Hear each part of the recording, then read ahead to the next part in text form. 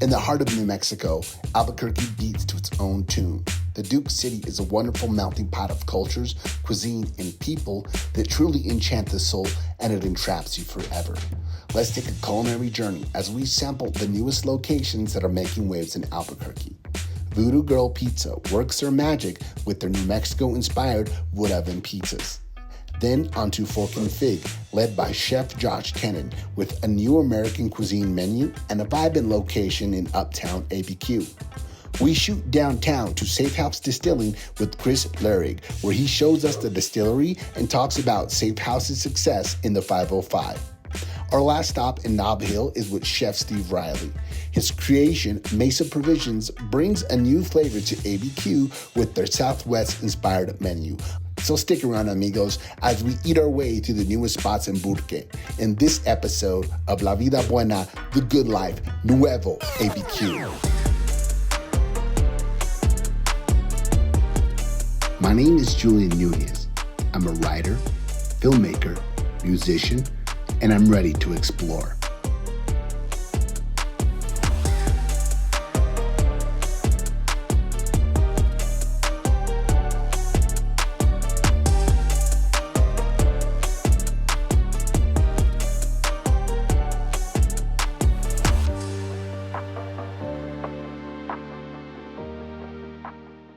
Voodoo Girl Pizza is Albuquerque's newest local brewhouse and pizza joint.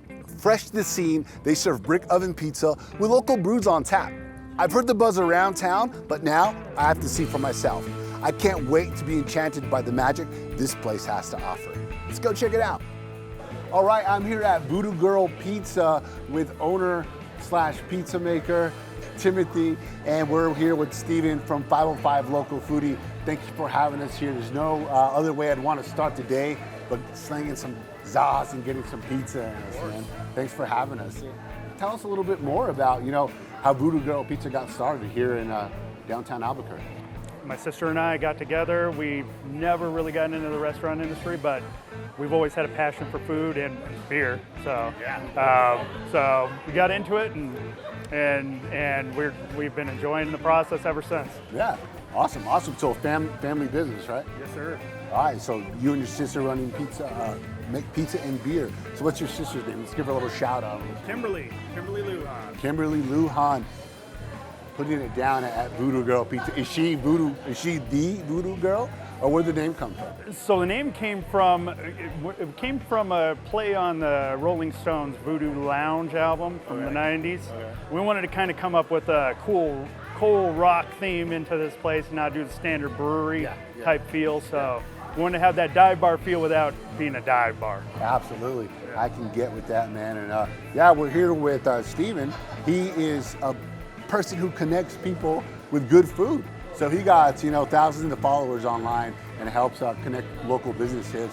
Started during the COVID. That's one thing both you guys have in common is you guys started doing what you do in the COVID. Tell us a little bit more about what you do, Steven. Yeah, I've always been a foodie, love food, love taking pictures of what I eat, places I go. And last year when COVID started, it kind of put a shock to, I think, a lot of restaurants. And, we see places either closing down or having to go to go only. And I just didn't want some of my favorite places to close forever. So I started this foodie page to just kind of help promote, eat local, shop local, keep it local as much as possible, and just give as much exposure to local restaurants, especially new ones that are just starting up. I think that's awesome. Some of the old favorites as well as new ones, and just promote as much as I can. That's awesome. It's just, like I said, he connects people with people who are looking for good food. So people like you are like a huge asset in the community, especially when you do it for free, man. Because advertising costs thousands of dollars. But when you got hungry guys like him posting it for you, it's like weird. Yeah, and that's just about helping businesses, helping owners, just helping the community, helping people find good restaurants and just connecting it all together. It's awesome. That's awesome. So tell me a little bit more about how you decided to start getting into all this. Everyone loves pizza, so we decided that we got a very unique opportunity coming in here A lot of the stuff was already in place. A lot of the shell of the previous business was in place. I used to be a big fan, eating at Blue Grasshopper, loved the atmosphere. And we wanted to do something where we could support the local music community and get people in here and just have a great time, just have a place where we can have a great time. Starting a business during a global pandemic, I bet that was quite the journey. Tell me a little bit about, some of the things that you went through to get this place going. I know you said it was already kind of, the infrastructure was already here, but I'm sure there was some hoops you had to jump through. Yeah, so there's a lot of prepping and planning. You pretty much have to plan for the worst with the pandemic going on. So we had to plan for what a small capacity, limited capacity, outdoor dining. We had to get all that kind of in place beforehand to be ready just in case worst case scenario came up, God forbid. But we haven't run into that yet, but we are very prepared if we do. But it's just a lot of prepping and planning with the pandemic going on and being ready for it. Yeah, absolutely, and it looks like you're doing a really good job here. We got a full house. First stop of the day, we got a full house. Bikers having pizza, drinking beers, man. Yeah, doing some charity here at Voodoo Girl Pizza. So yes. That's really great. All right, so pizza in Albuquerque, in the Southwest, in New Mexico. That's such a non-traditional New Mexican food, but there's so many traditional things you can do to it. So tell me a little bit about the pizzas that you do here. So we added a lot of green chili made specifically from Hatch. We want to make sure that we got the Hatch green chili. We got the greatest flavor. We got the plug. It's got the flavor. We've got one of our specialties is the New Mexico True. Okay. It's a take on the pepperoni pizza. It's got a sprinkle of green chili in there, and it's got a nice little spice to it. Yeah, so. I'm with that too today. That sounds good. What kind of pizzas are you into, man? Are you a pineapple on the pizza type of guy? Really? No pineapple. Definitely green chili. I mean, you can't go wrong, I think, especially here in New Mexico. Green chili, everything, right? But green chili, pepperoni, olives, mushrooms, kind of like a supreme type, anything with green chili. And then we also have our Belly Buster pizza, which sounds a lot like what you would be into. Has just about every topping we can have on there, but safely without having to fall apart on you. But it is a delicious pizza that was actually started by one of our regulars. He actually suggested it, we made it for him, and it was so good we had to put it on our menu. Oh man, can't wait to try it. Fresh to the downtown scene, Voodoo Girl Pizza is making the best out of a tough situation. With great pizza and local beer, they're developing a loyal following that is helping them plant their foundation close to the heart of ABQ. Pizza for our first stop was a bold choice, but Steven and I press on from downtown Albuquerque to uptown to visit Fork and Fig. Fork and Fig is a modern eatery with a casual vibe, dishing up local and creative cuisine. Located in uptown Albuquerque, this modern eatery offers a fine dining to-go element with more substantial offerings. You can sit in their cozy dining room or grab some great food to go. Either way, you're sure to have a memorable meal. Josh, thank you so much for having us here at Fork and Fig. Awesome location in uptown. Really like the vibe you have going on here, man. Thanks so much for having us today. So tell us, how did Fork and Fig get started here in uptown Albuquerque? Well, it's a long journey. I started off at the little Cordon Bleu where I went to culinary school, worked for the Marriott chain in Scottsdale for about 5 years. And then I was a personal chef. And then my father passed in 2013, which brought me back to New Mexico. And I worked for Cisco Foods for about a year, learning that side of the trade, and then decided to open my restaurant thereafter. That's kind of how it evolved. Awesome. So you definitely been through, it sounds like, a few different phases of the food industry. No, absolutely, from different aspects. Yeah, and that's always good. Kind of gives you a more rounded look at, and obviously it's working for you here, what you're doing here, man. Yeah, it's definitely helped me out throughout the travels of the culinary world. Absolutely. And then what kind of food would you describe, or what style of food you say? I'd say it's new American. Okay. So we have a lot of paninis, wraps, salads, burgers. We also do enchiladas, along with just other items we do as specials, like we have a bone and ribeye, we have pastas as well. Cool. So not only you have like a set menu, you have seasonal stuff that you like to do. Yeah, I mean, we change the menu every quarter, so every quarter we try to incorporate as much as we can seasonally. we're talking about 505 Local Foodie. Tell me a little bit about how that started. When the pandemic started, you know, you kind of saw a lot of restaurants just kind of got put into like shock, right? We didn't know what was going on. Some restaurants closed, you know, we were hoping temporarily. A lot had to go to go only. And I just was like, dang, like this can affect some of my favorite local places, especially the locally owned ones. That's where like my big focus was. And so my wife and I, we made it a point that, hey, once the pandemic started, anytime we get food to go, we have to try and make it local. You know, we might pay a little bit more, a few extra dollars. It's not gonna be fast food, but it's gonna be worth it. It's gonna, you know, totally help that local community. Yeah, and so that's really what it, you know, where it got started. And I didn't start my page though until October, when enough people were like, hey, you should start a foodie page. You know, you're always, you know, taking nice pictures. You're always going to like cool local places. You should make a foodie page. So in October, it's almost gonna be a year now. Yeah. Started it up and just started hitting up my local favorite places.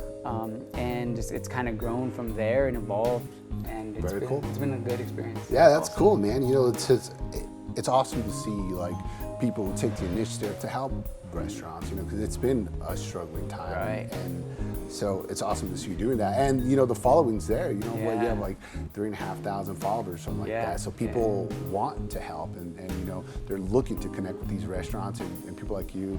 Yeah, exactly. And you know, and that's what it's about. It's just more about helping the restaurant and the local business, the food truck, you know, small businesses. I'm not a reviewer, I'm not a critic, I'm not gonna go and, you know, give this detailed like description and potentially bash a place. It's just about, hey, this is here, this is what we ordered.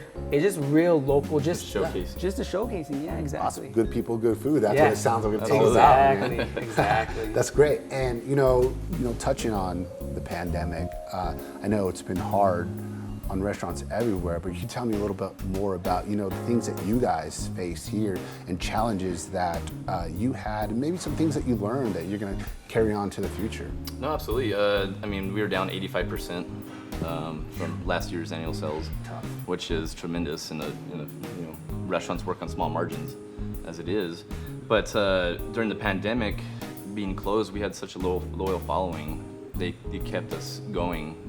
Like we did takeout and whatnot. We also created another charcuterie board program.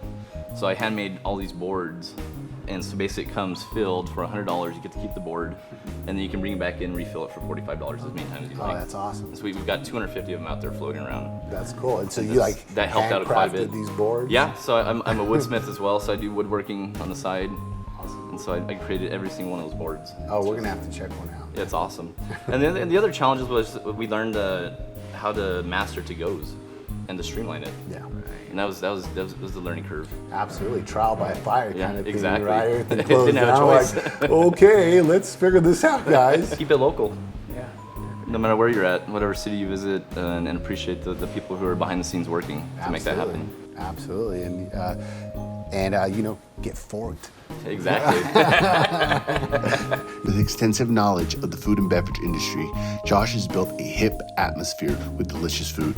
His savvy business management has allowed him to persevere during the pandemic while growing his talented team in Uptown ABQ.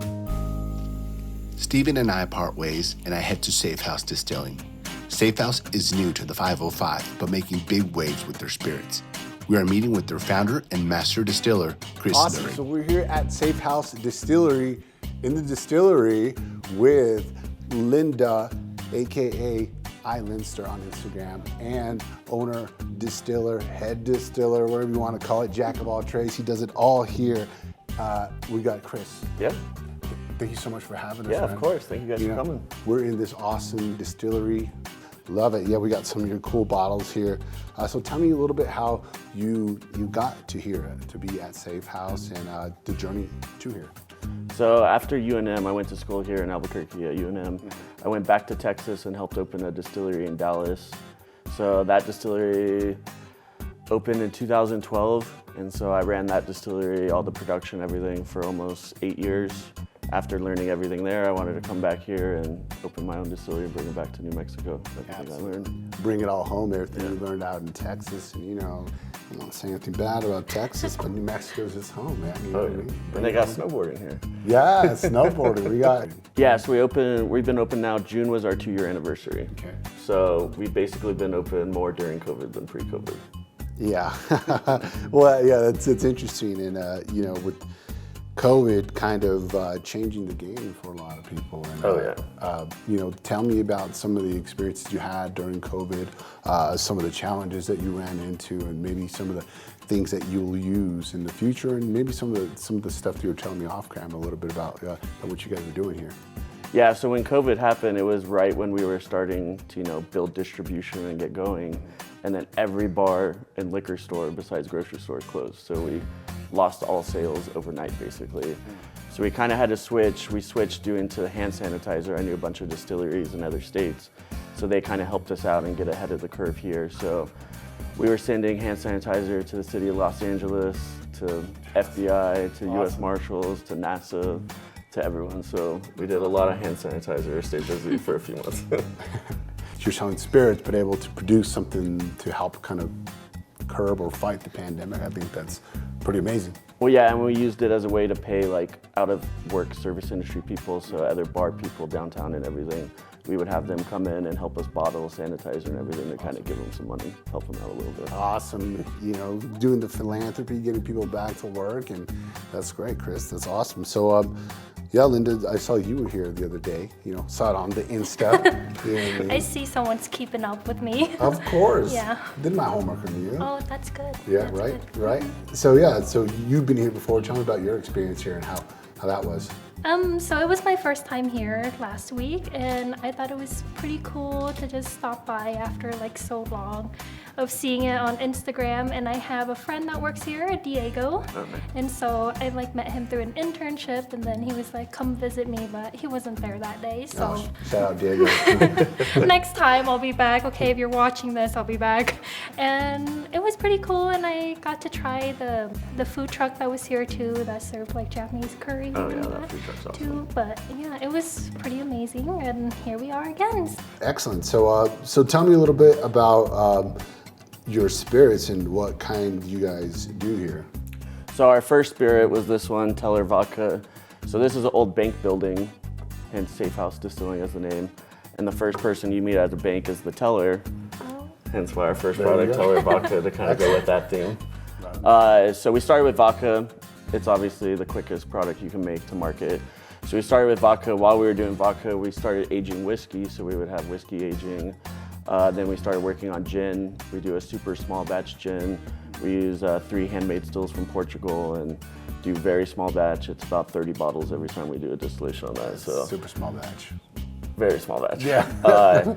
And then now we just released these canned cocktails about 2 months ago, and those ones, they're going everywhere. We can't keep up right now. Yeah, so it's just a drink ready to go, right? Yeah, ready to drink straight out of the can. We have another one releasing this next week with isotopes.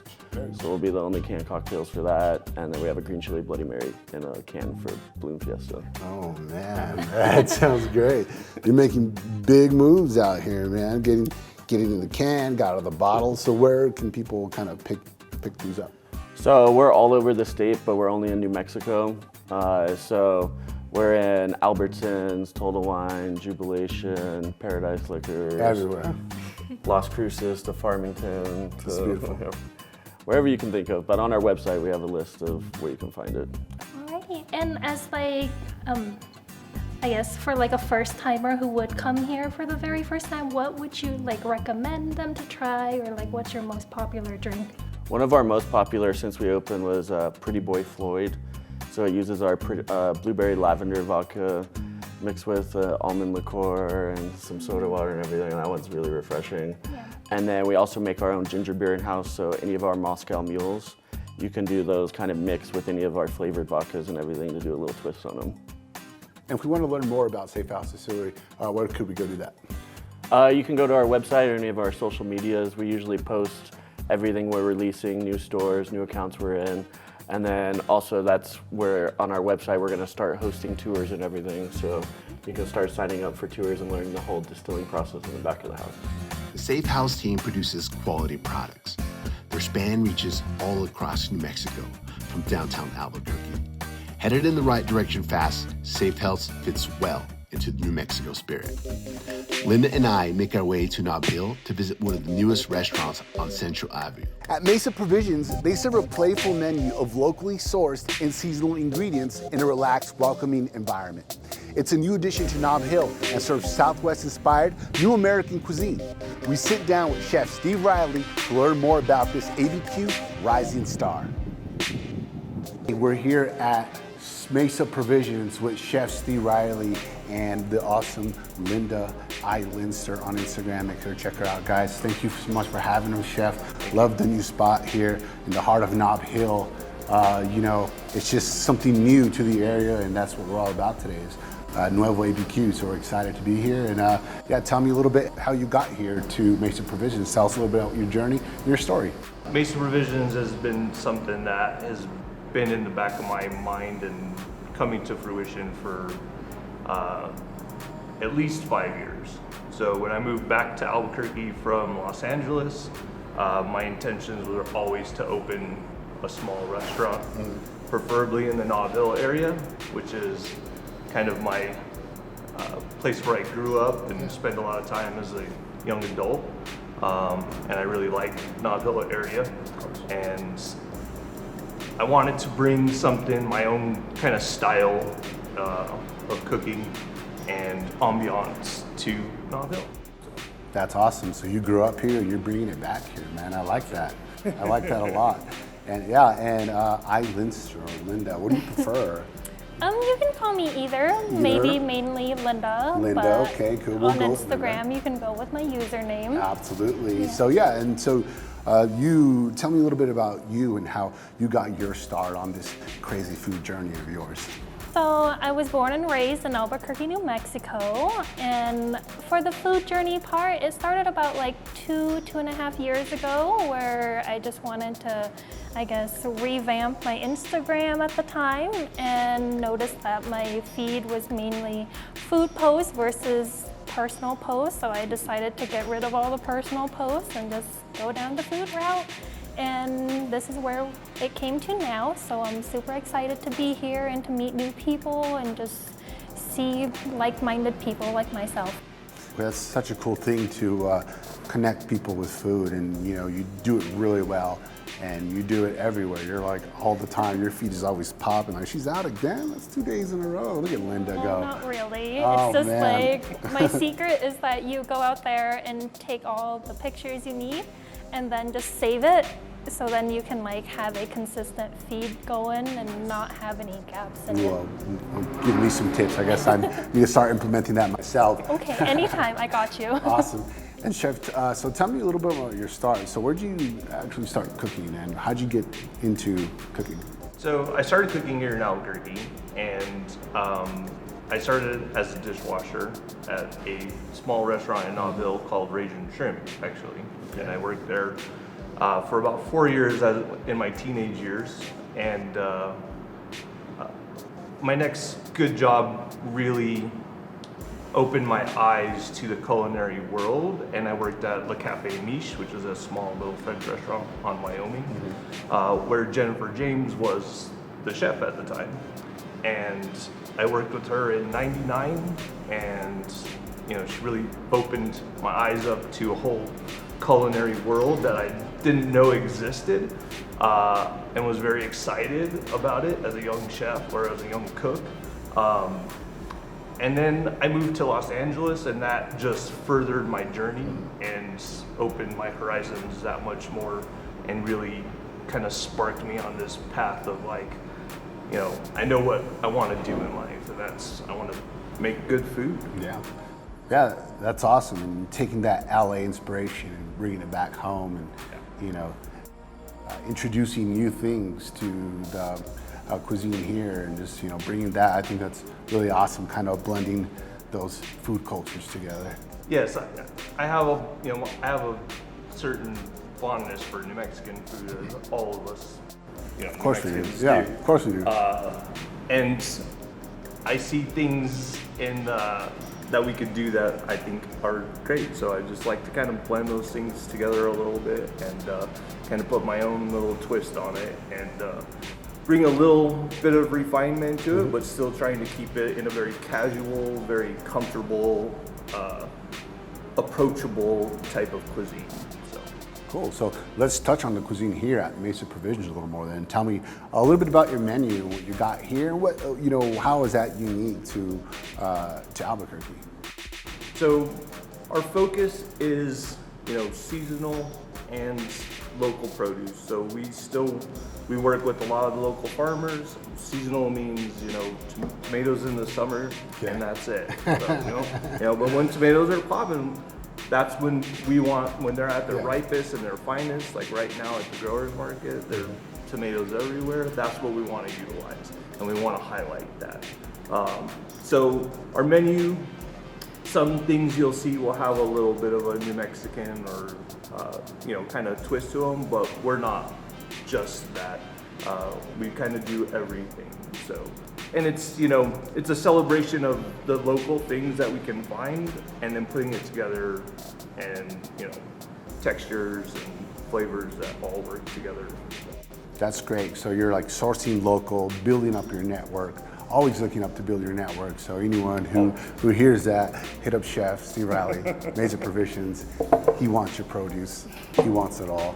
And that's awesome. So you're connecting with farmers, and you're connecting with people and connecting them to restaurants. So it's like the big circle of everyone working together to just promote the things we love, which is Absolutely. Food. Food here in Albuquerque. And food is all about connecting, like dining and enjoying a meal with your friends or your family or your loved ones is all about that connection and having that connection. Chef Steve Riley's passion for food and the feeling oozes from Mesa Provisions. It's a refreshing change, a place where people can come together, connect, and enjoy great food. Lessons learned, time spent, all culminated to the present. Taking chances and succeeding is one of life's greatest feelings.